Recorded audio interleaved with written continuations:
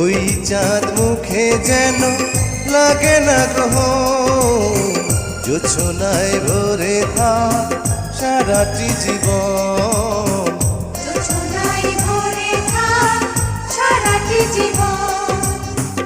ওই চাঁদ মুখে যেন লাগে না গ্রহ, জোছনায় ভরে থাক সারাটি জীবন।